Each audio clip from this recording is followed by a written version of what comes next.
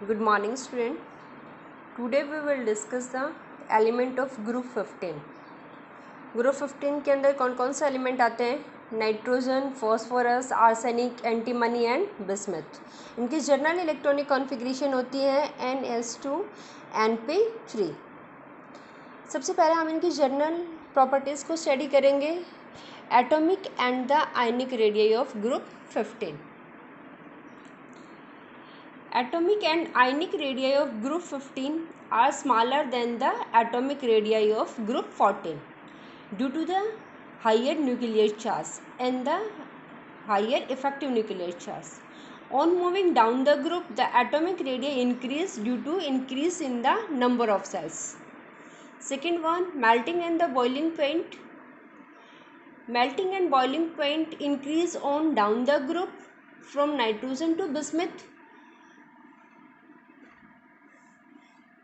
Next, ionization energy.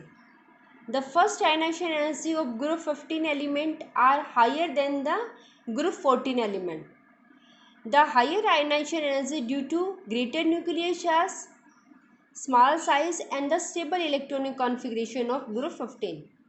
Because group 15 electronic configuration NS2Np3 half filled subshell है. P subshell के अंदर कितने electron है? 3 इलेक्ट्रॉन है. तो जो इसकी इलेक्ट्रॉनिक कॉन्फ़िगरेशन होगी वो कैसी होगी? स्टेबल होगी. On moving down the group the ionization energy decrease due to increase in the size. Next, oxidation state. The element have 5 electron in the valence shell. The loss of 5 electron is quite difficult. Hence, they do not form the ionic compound by loss of the plus 5 electron.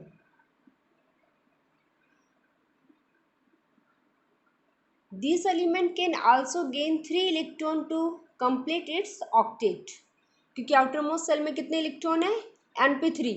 तो 5 electron को loss करना ज़्यादा difficult है. वहाँ पर ज़्यादा energy use होगी. क्या कर सकता है? 3 इलेक्ट्रॉन को गेन कर सकता है. तो जो इसकी जनरल इलेक्ट्रॉनिक कॉन्फ़िगरेशन है वो -3. लेकिन नाइट्रोजन फैमिली +3 एंड +5 में भी एग्जिस्ट करती है. They form N3 negative and the P3 negative ion by gaining 3 electron from highly electropositive element. जो -3 इलेक्ट्रॉनिक कॉन्फ़िगरेशन शो करेगा वहाँ पर जो इलेक्ट्रोपॉजिटिव कैरेक्टर होगा एटम का वो बहुत ज़्यादा होना चाहिए. जनरली +3 में हमारे पास Mg3N2 Ca3N2. यहाँ पर जो मैग्नीशियम और कैल्शियम है इनके इलेक्ट्रोपॉजिटिव कैरेक्टर क्या है? बहुत ज़्यादा. इसीलिए यहाँ पर नाइट्रोजन -3 में एग्जिस्ट करता है. उसके साथ ही ग्रुप 15 के अंदर they also show the +3 and the +5 oxidation state. Phosphorus form pentahalide. Phosphorus की जनरली कंपाउंड PF5 PCl5. यहाँ पर फॉस्फोरस की इलेक्ट्रॉनिक कॉन्फ़िगरेशन क्या है? +5. +3 में भी एग्जिस्ट करता है PCl3 PF3. उसके बाद है metallic character. Metallic character. The element of group 15 are less metallic. Nitrogen and phosphorus are non metal. Arsenic and antimony are metalloids and the bismuth is metal. Catenation. जैसा हमने carbon family के अंदर discuss किया था कि वहाँ पर carbon family के अंदर कैटेनेशन प्रॉपर्टी थी. वो आपस में अपने ही एलिमेंट के साथ बॉन्ड बना रही थी. यहाँ पर नाइट्रोजन के एलिमेंट भी हैं जो आपस में कैटेनेशन प्रॉपर्टी शो करते हैं लेकिन उसके कंपेयर में बहुत ही लेसर अमाउंट होती है. उसके बाद एलोट्रोपिक फॉर्म जिनकी सेम केमिकल प्रॉपर्टी हो लेकिन फिजिकल प्रॉपर्टी डिफरेंट हो उनको हम एलोट्रोप्स कहते हैं. तो नाइट्रोजन फैमिली के भी मोस्टली एलोट्रोप मिलते हैं. जैसे फॉस्फोरस के allotrope white phosphorus, black phosphorus and the red phosphorus. Arsenic yellow arsenic, grey arsenic. Antimony yellow silver grey antimony की फॉर्म में ये एग्जिस्ट करते हैं। उसके बाद इसकी केमिकल रिएक्टिविटी, नाइट्रोजन फैमिली में नाइट्रोजन की अगर हम बात करें तो नाइट्रोजन और नाइट्रोजन के बीच में ट्रिपल बॉन्ड होता है जो बहुत ज़्यादा स्टेबल है। तो नाइट्रोजन बहुत कम रिएक्टिव मेटल है। Nitrogen is a colourless gas and exist in a diatomic N2 की फॉर्म में जनरली एग्जिस्ट करता है nitrogen. Triple bond between the two nitrogen atom and the high bond dissociation energy 945 kilojoule per mole. और due to presence of triple bond it is a very high bond dissociation energy, nitrogen molecule has low reactivity. अगर हम phosphorus की बात करें तो phosphorus generally P4 form में exist करता है। उसके बाद है हाइड्राइड्स की। नाइट्रोजन फैमिली हाइड्रोजन के साथ रिएक्ट करके किसकी फॉर्मेशन करते हैं? हाइड्राइड्स की फॉर्मेशन करते हैं। NH3 PH3 ASH3 SPH3 BiH3।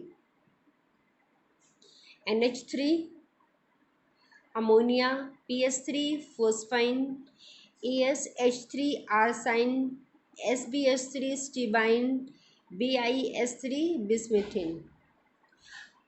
अब बॉन्ड एंगल की बात करें तो जो इनके हाइड्राइड्स होते हैं, अमोनिया का बॉन्ड एंगल है 107, फोस्फाइन का बॉन्ड एंगल है 94 डिग्री, आर्साइन का बॉन्ड एंगल है 92 डिग्री, स्टीबिन का बॉन्ड एंगल है 91 डिग्री और बिस्मिथिन का बॉन्ड एंगल है 90 डिग्री। तो बॉन्ड एंगल NH3 से BiS3 क्या हो रहा है? डिक्रीज हो रहा है। बॉन्ड एंगल यहाँ पर क्यों डिक्रीज होता है? सभी एटम के पास क्या है? एक लोन पेयर है। नाइट्रोजन के पास भी एक लोन पेयर है, फॉस्फोरस के पास भी, आर्सेनिक के पास भी, एंटीमनी एंड द बिस्मथ, सबके पास एक एक लोन पेयर है। अब देखो नाइट्रोजन के पास एक लोन पेयर है और सभी एटम्स ने हाइड्रोजन के साथ बॉन्ड बना रखा है। यहाँ भी हाइड्रोजन के साथ बॉन्डिंग है, फॉस्फोरस की भी हाइड्रोजन के साथ बॉन्डिंग है, आर्सेनिक की भी हाइड्रोजन के साथ बॉन्डिंग है। इलेक्ट्रोनेगेटिविटी की बात करें, नाइट्रोजन की इलेक्ट्रोनेगेटिविटी सबसे ज़्यादा है, फिर फॉस्फोरस की है, फिर आर्सेनिक की है। नाइट्रोजन की इलेक्ट्रोनेगेटिविटी सबसे ज़्यादा है। इलेक्ट्रोनेगेटिविटी क्या होती है? Tendency to attract the shared pair of electron. यहाँ पर जो बॉन्ड बन रहा है, यहाँ पर जो बॉन्ड बन रहा है, यहाँ जो बॉन्ड बन रहा है, इसमें दो दो इलेक्ट्रॉन्स हैं, यहाँ भी दो इलेक्ट्रॉन्स है, यहाँ भी दो इलेक्ट्रॉन है। नाइट्रोजन की इलेक्ट्रोनेगेटिविटी सबसे ज़्यादा है, तो इसकी क्या होगी? Tendency to attract the shared pair of electron.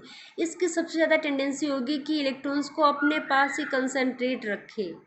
अगर इलेक्ट्रॉन यहाँ पर नाइट्रोजन के पास में कंसंट्रेट हैं तो इलेक्ट्रॉन इलेक्ट्रॉन रिपल्सन सबसे ज़्यादा होगी। इलेक्ट्रॉन रिपल्शन की वजह से यहाँ पर बॉन्ड एंगल क्या हो जाएगा? इंक्रीज हो जाएगा। फॉस्फोरस की बात करें, नाइट्रोजन के कंपेयर में फॉस्फोरस की इलेक्ट्रोनेगेटिविटी कम है, तो इसकी थोड़ी सी कम टेंडेंसी होगी कि इलेक्ट्रॉन्स को अट्रैक्ट करने की, सेट पेड ऑफ इलेक्ट्रॉन्स को अट्रैक्ट करने की थोड़ी कम टेंडेंसी है। अगर कम टेंडेंसी है तो जो इसके इलेक्ट्रॉन्स होंगे, सेड इलेक्ट्रॉन होंगे, बिल्कुल नाइट्रोजन के पास कंसंट्रेट नहीं होंगे, नाइट्रोजन से थोड़ा सा दूर रहेंगे, नाइट्रोजन से थोड़ा सा दूर होंगे। अब देखो यहाँ तो नाइट्रोजन के केस में जो इलेक्ट्रॉन्स थे एक जगह पर ही कंसंट्रेट थे, तो इलेक्ट्रॉन इलेक्ट्रॉन रिपल्शन ज़्यादा थी। यहाँ पर इलेक्ट्रॉन थोड़े से दूर हैं तो जो इलेक्ट्रॉन रिपल्शन होगा वो भी थोड़ा सा कम होगा। तो बॉन्ड एंगल नाइट्रोजन के कंपेयर मीन्स अमोनिया के कंपेयर में थोड़ा सा कम बॉन्ड एंगल होगा। फिर नेक्स्ट चले हम आर्सेनिक में, तो यहाँ पर भी क्या होगा? इसकी इलेक्ट्रोनेगेटिविटी फॉस्फोरस से भी कम है, तो यहाँ पर जो टेंडेंसी होगी इलेक्ट्रॉन्स को अट्रैक्ट करने की वो उससे भी कम होगी। इलेक्ट्रॉन क्लाउड और दूर सिचुएटेड होगा।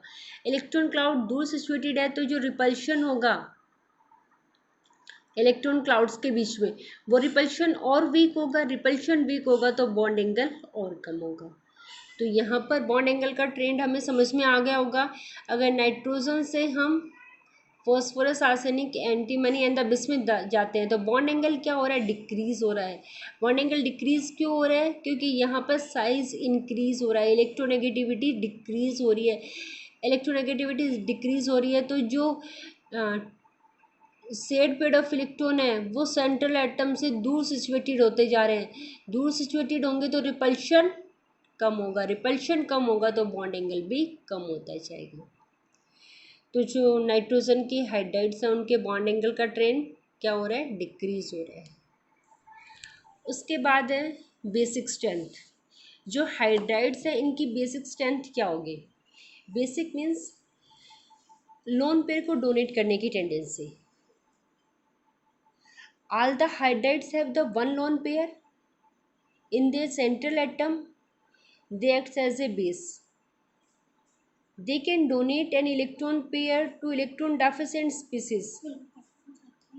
As we go down the group, the basic character of these hydrides decrease.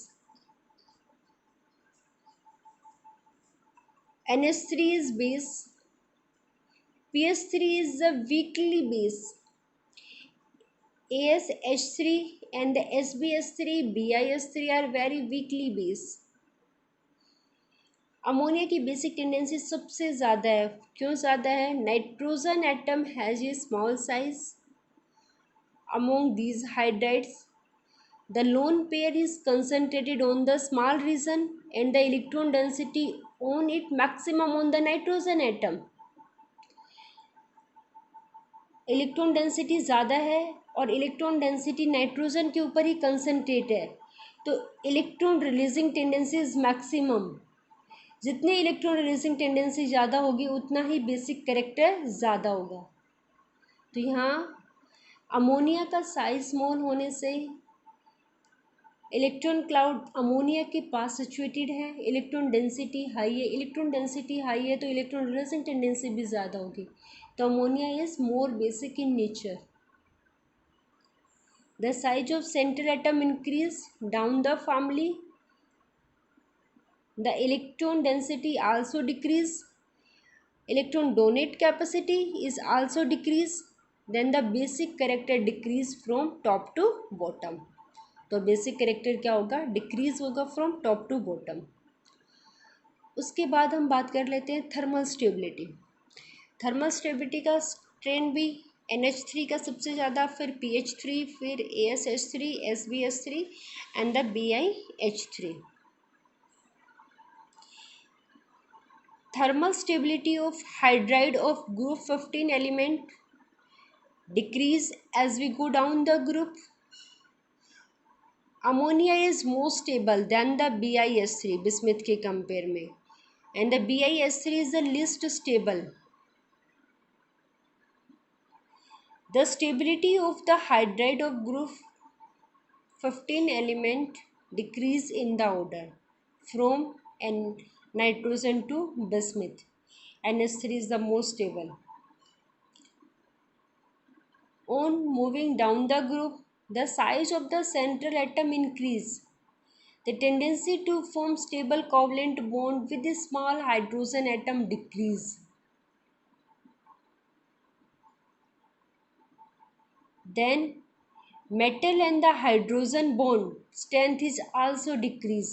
Therefore, the thermal stability decrease down the group. Central atom का साइज इंक्रीज होता जा रहा है और सेंट्रल एटम किसके साथ बॉन्ड बना रहा है, हाइड्रोजन के साथ बॉन्ड बना रहा है। हाइड्रोजन का साइज स्मॉल है तो हाइड्रोजन की जो बॉन्ड बनाने की टेंडेंसी होगी सबसे ज़्यादा स्ट्रॉन्गर बॉन्ड नाइट्रोजन के साथ बनाएगा, उसके बाद इसकी जो ट्रेंड होता रहेगा वो डिक्रीज होता रहेगा। तो NH3 is the more stable and the BiH3 is the list stable in the nature. उसके बाद है रिड्यूसिंग कैरेक्टर। रिड्यूसिंग कैरेक्टर का ट्रेंड क्या हो रहा है, थर्मल स्टेबिलिटी से रिवर्स है, आपको समझ में भी आ रहा होगा। जितना ज़्यादा स्टेबल होगा उतना ही कम रिड्यूस होगा, उतना ही बॉन्ड डिसोसिएशन एनर्जी मीन्स जितना ज़्यादा स्टेबल उतनी बॉन्ड डिसोसिएशन एनर्जी ज़्यादा, तो बॉन्ड को ब्रेक करना उतना ही मुश्किल है, उतना ही डिफ़िकल्ट है। The reducing character of hydride of group 15 element increase from nitrogen to bismuth. The increased order of the reducing character सबसे ज़्यादा बिस्मिथ का BiS3, फिर SbS3, फिर AsH3, फिर PHS3, फिर NH3. The reducing character depends upon the stability of the hydride. और अभी stability का ऑर्डर हमने देखा था, अमोनिया NH3 की स्टेबिलिटी सबसे ज़्यादा, तो इसका रिड्यूसिंग कैरेक्टर सबसे कम. greater the unstability of the hydride, greater is the reducing character, और greater is the stability of the hydride, lesser is the reducing character. जितना ज़्यादा अनस्टेबल होगा उतना ही ज़्यादा रिड्यूसिंग कैरेक्टर होगा, और जितना ज़्यादा स्टेबल होगा उतना ही कम रिड्यूसिंग कैरेक्टर होगा. उसके बाद है बॉइलिंग पॉइंट. बॉइलिंग पॉइंट का ट्रेंड क्या होता है, देखो NH3 का बॉइलिंग पॉइंट है 238 केल्विन, PS3 का बॉइलिंग पॉइंट है 185, AsH3 का बॉइलिंग पॉइंट है 210, SbS3 का बॉइलिंग पॉइंट है 254, BiS3 का बॉइलिंग पॉइंट है 290. तो बॉइलिंग पॉइंट का ट्रेंड क्या है, ammonia has the higher boiling point than the first point. Ammonia का बॉइलिंग पॉइंट फर्स्ट पॉइंट से ज़्यादा है. उसके बाद क्या है, ट्रेंड डिक्रीज़ हो रहा है. फिर उसके बाद AsH3 का है, फिर SbH3 का है, फिर बिस्मुथीन का है, BiS3 का है. तो अमोनिया का बॉइलिंग पॉइंट फर्स्ट पॉइंट से ज़्यादा क्यों है, क्योंकि अमोनिया का साइज़ स्मॉलर है. तो अमोनिया के बीच में हाइड्रोजन बॉन्डिंग लाई करेगी. हाइड्रोजन बॉन्डिंग की वजह से अमोनिया का जो बॉइलिंग पॉइंट है वो इंक्रीज़ हो जाता है. और उसके बाद ट्रेंड क्या होगा, इंक्रीज में सबसे ज़्यादा. फिर ये ट्रेंड ऐसे, ये किस पे डिपेंड करेगा, depends upon the van der Waals force. Van der Waals force depends upon the size of the atom is increased, the van der Waals force of increase, the boiling point is also increase. बस यहीं पे हमें यहीं पे ट्रेंड थोड़ा सा disconnect हो रहा है कि अमोनिया का बॉइलिंग पॉइंट ज़्यादा है PS3 से, क्योंकि अमोनिया के बीच में हाइड्रोजन बॉन्डिंग प्रेजेंट होती है, PS3 के केस में नहीं होती.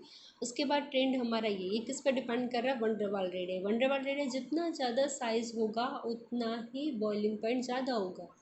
तो साइज़ सबसे ज़्यादा BiH3 का है, तो इसका बॉइलिंग पॉइंट सबसे ज़्यादा है.